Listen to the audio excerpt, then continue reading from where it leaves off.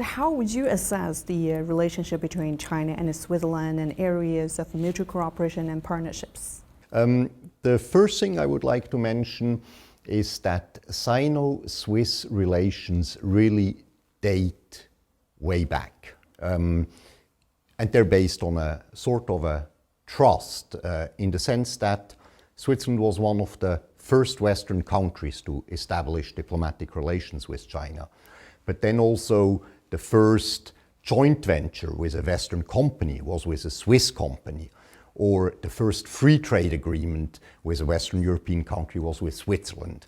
And all that shows that the partnership between Switzerland and China is really something which is a pioneering partnership.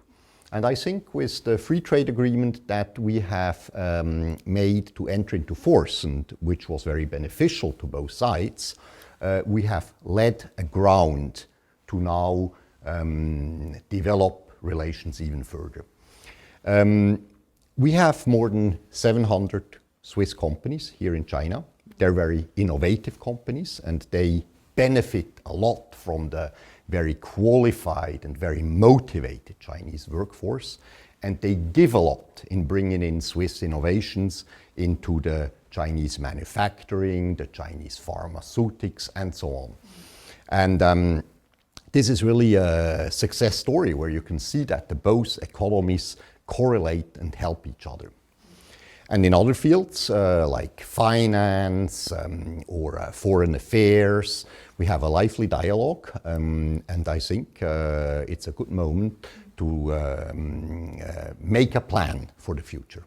What areas hold further potential, do you think, especially in the economic cooperation between the two sides? We know that this year marks the 10th anniversary of the free trade agreement. What is your expectation of the further progress? First, it's the free trade agreement which has been setting the framework for the past 10 years. And Switzerland is a very open country economy-wise. So the proof is that from the 1st of January this year, there are no more duties on industrial imports coming into Switzerland. So we are really opening our country to the world. And I believe that China also wants to go this way, and so we can exchange experiences. Second, the free trade agreement is very useful to both economies. We have been growing our trade by more than 70% since we have it, but it's not fully used yet. Not everybody, not all the companies know it yet. So we can still make the free trade agreement an agreement which is more accessible to all the countries and more beneficial to all of us. And the third is that we can develop paths on what in a future version of the free trade agreement should be the points of concerns, the points to be addressed. And that, I think, is the roadmap for these talks. And after the talks, we will see exactly where we stand.